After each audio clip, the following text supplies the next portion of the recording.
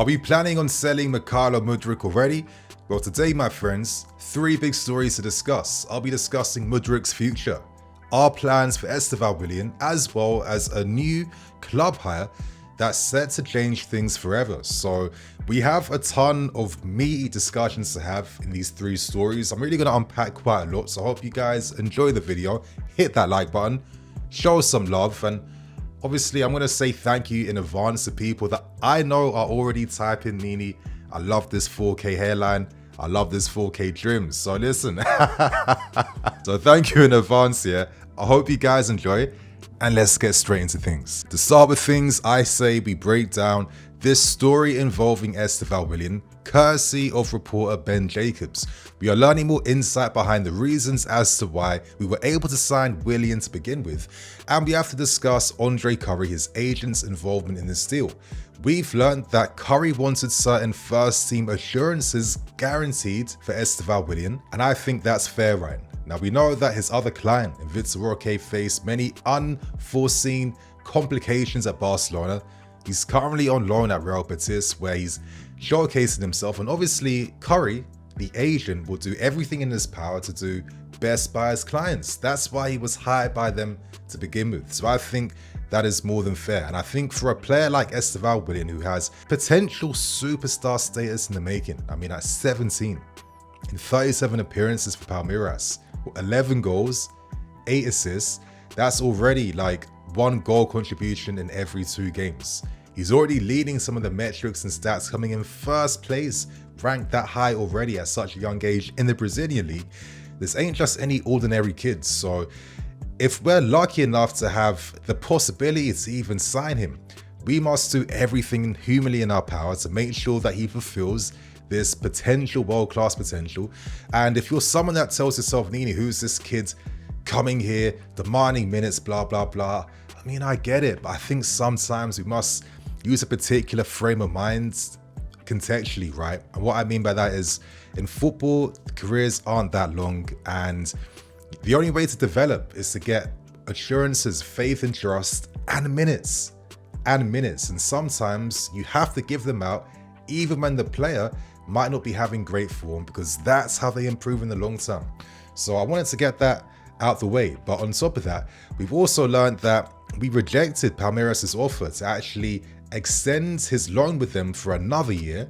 And if we're already rejecting offers like that, where Willian could get guaranteed minutes as a teenager, that must tell us that we see him in very high regards. But the big reveal we learned from the article re-emphasizes something we've heard already, I think, during the start of this year, and that's the fact that Curry and Willian see his long-term position as a number 10. Now that is very interesting news.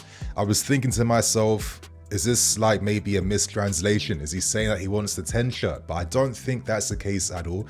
I think that in the long term, they see Willian playing in the number 10 role. And I think that when I see players wanting to play in that role in today's game, it's not about playing as like a classic playmaker. I think when we think of a number 10, that's like the old way in which we see that position. If anything, playing in that role allows you more possibilities to play closer to goal. And Estevao Willian is a player that wants to get as many goals and assists as humanly possible in his career, right? And they're the ambitions that are separating this kid at the age he's at right now. So I love that. I like that. And I'm hoping maybe long term, that is a position that he does play in, because I don't think it would be impossible. Look at Cole Palmer last season. He had regular duties playing on the right flank and in the middle, but there was also regular possibilities for Cole Palmer to interchange with Anoni MUDRYK, with other players in the attacking lines. And I feel like there's nothing stopping us potentially from having Cole Palmer and Estevao Willian interchanging positions together. I think they would love to play together. I think it would make a lot of sense. We've already seen some of the promise between him and Noni. Imagine what it could be like with Estevao Willian and Palmer over the next few years. But if that possibility does become a reality, I feel like we may have to see some long-term focus in this position now, because we have Palmer and then Willian wanting to play there. Then you have Felix, you have Nkunku. I think it's too many players that excel in that position. And I think this is doing the most right now. And let's not even forget, Kendrick Pires is also set to join us for next season. And I think to myself, can we afford to have all this talent fighting it out for a few set positions? Would it surprise me if Kendrick Pires, for example, was to get a loan move to Strasbourg for a season? Now, yes, reports have mentioned that we plan to integrate him in the first team, but come on, we've said the same thing twice around Andre Santos, and he's not come anywhere near close to first team duty. So it would not surprise me at all that the club are forced to maybe sacrifice someone. If we can't sell one of these guys already here for big money, it makes sense for Kendrick maybe to get his first year or two in Europe, at Strasbourg maybe, before he comes back in the future. Let's see what happens, but ideally, in my opinion, I'd want both Willian and Pires to be integrated together, remaining with the first team.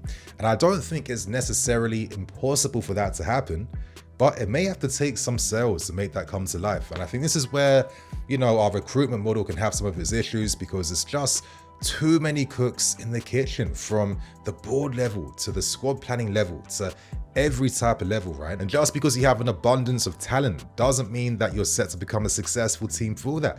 You have to focus on the talent that you want to nurture and that you want to turn towards. Still though, I'm going to end things with a very dark hypothetical, so don't get mad, but I've not always thought to myself, but then I think, would it ever be impossible for maybe a Man City to come back to try and sign Cole Palmer, as they see him as the long-term successor to De Bruyne? Would we ever say no to a sell if City came in with 120 million? I'm not too sure. And when you consider that we have Pires and Estevao Willian behind the scenes ready to cook up, you could argue we have potential replacements for Palmer, but again, it's too much hypotheticals to think about right now. Let's just focus on this season, but it does seem like Estevao Willian, in my opinion, will play equally as a 10 on the right flank, but I think wherever he plays, he will have that license to roam and interchange, and let's see how that works. Now, for the next story, my friends, let's discuss the future surrounding Mykhailo Mudryk, because over the past 2 days, there's been so much discussion online around Mudryk's future, with many suggesting or seeming to believe that he is set to leave us. So I had to do some investigation and find out where exactly this is coming from. And it seems like it is coming from this exclusive report from Team Talk, and they report that we are already looking to offload Mudryk. Now, I think we can admit that over the years, managers have clearly liked the talent they see in Mudryk. However, no one yet has been able to cultivate that talent, and I think it's quite surprising that already in such a short amount of time, Enzo Maresca isn't really even showing any patience, as he was the one to call for the signing of Jadon Sancho and likes other players, and he even said, listen, someone like Sancho and MUDRYK, they are the type of wingers that I like. He said nothing about Mudryk so far just yet. So does this say much about the future of Mudryk at our football club, right? Here's a conversation. As we know, in a story I covered last week, his former coach believes that we aren't necessarily getting the best out of Mykhailo. He feels like he's a Vinicius Jr. type of winger. He's someone that must be playing, towards goal. You release him on goal. He must have a lot of license to attack. He must have a defensive partner that cuts up the slack for him. You must believe in him like that. And you could argue that we haven't necessarily done that, but is that because we have a greater caliber of player, but no one will be picking up his slack unless you deserve it, because the level is higher? I can understand all the conversations and the different angles surrounding Mudryk, but I think the reality is that even when he has had certain things going his way, he hasn't necessarily shown that performance on the field yet. And when you see the abundance of attacking signings we've made already this summer in Neto, Felix, Sancho, and then you have Pires and Sancho coming next season, where does this leave Mudryk in the team long term? Where does it? Anyway, going back to the Team Talk report, they seem to allude to the possibility that we could be open to a loan move this January, that soon, in hopes of maybe generating a future sale for Mudryk. Now, we know that Bayern Munich at one point showed interest for a loan move, but that won't be happening anymore.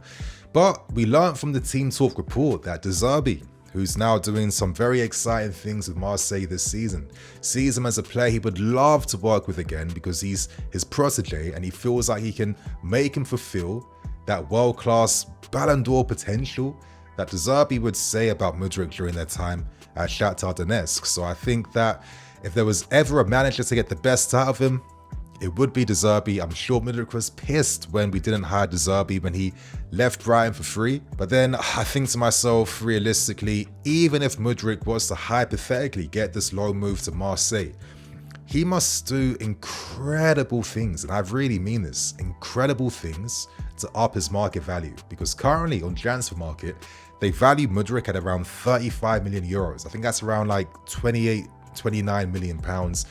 His value was dropped to nearly 50% from when we originally first bought him like 18 months ago, where his market value was around 60 million euros. So unless he's going to Marseille and helping them lift Ligue 1 or winning trophies, it will be a massive order for a 6-month loan spell to dramatically boost his market value, right? Now, reports always allude to the fact that we spent 100 million on MUDRYK. It's not accurate. We know that the reality is we spent 62 million on MUDRYK as a fixed fee, and there's an additional like 23 million in add-ons, but these are future clauses. Now, outside of him maybe hitting certain squad minutes in the team and getting a certain selection of game time, outside of that, he won't be achieving the Ballon d'Or bonuses, goal bonuses, or anything like that. So you think to yourself, if we were to sell MUDRYK, how much is the bare minimum we would have to sell him for to generate a profit, or if anything, not to have a deficit on our books? Now, of course, let's do a little bit of math here. If he costs us 62 million pounds, you divide his contract length, because he signed an 8.5-year contract with us from Shakhtar, and that works out being around 7.5 million, let's say, on average per year for his player costs. Now, his wages are around 97,000 a week. You add that up, that's like an additional 5 million a year. So in total, MUDRYK is costing us around 12 million a year as his player costs. But when it comes to a potential sale that abides by FFP, there's a bare minimum we have to sell him for. And to work out that value, essentially you disregard his wages from this, and all you do is you divide the cost we bought him for at 62 million divided by his contract length, and then you just minus the existing 2 years we've spent in his player costs away from that fee, and then you kind of minus 62 million from 12 million, and that gives you a fee of around like 47 million pounds. So to not record a deficit of MUDRYK, we need a fee of around 47 million just to balance the books. If anything, we'd have to sell him for 50 mil plus to record a profit, and currently he's way undervalued from that.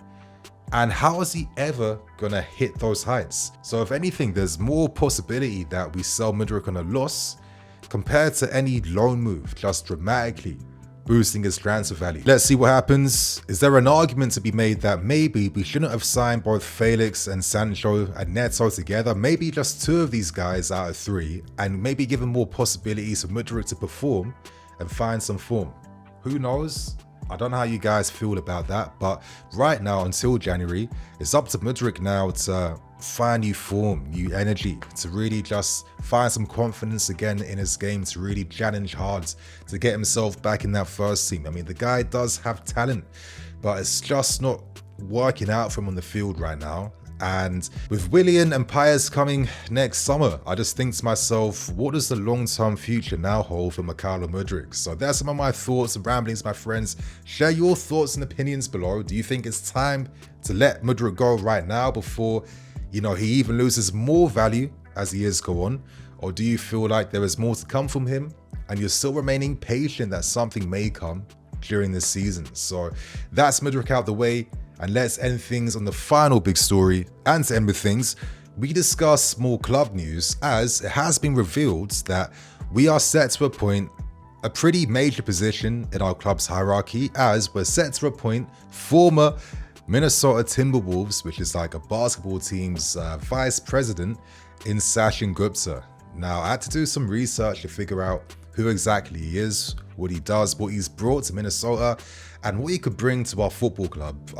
But it's funny because when you type in Sachin Gupta on Google, there's like 1 million high achieving Sachin Guptas in the world. So if you're like an Asian Donny and you want your kid to be successful, maybe consider calling him Sachin if your surname ends in Gupta. But I don't know why I said that. Let's get on the news. And currently with the story, what's pretty funny is that we don't know exactly what role Sachin Gupta is set to require at this football club, but I guess we can maybe extrapolate what he could bring based on his former expertise at the Minnesota Timberwolves. Now forgive me if you don't see eye contact, I've taken down a lot of notes, but basically Gupta was the executive vice president of the Minnesota Timberwolves. He created ESPN's famous NBA trade machine, which allowed fans to simulate player trades based on salary cap rules. So it's no surprise that he'd be pretty much an expert in that field, right? And he utilized that expertise really well to get Minnesota Timberwolves competing outside of their traditional norms. We learned that Gupta's had previous experience with the Rockets, 76ers, the Pistons, etc., etc. So he's highly revered within the NBA. But in terms of what he could potentially bring to us, you think of a few things, right? You think of data-driven recruitment. Of course, we know since this new ownership has taken over, data has been stuffed down all our throats and down every possible crevice at this football club. But we haven't necessarily seen any tangible results from why exactly this hardcore data model approach is going to really lead to success, right? But anyway, Gupta is a master of analytics, which he is, and he could maybe help us identify maybe like undervalued talents and maybe ensure more smarter, cost-effective signings, because that was the expertise that he brought to the Minnesota Timberwolves.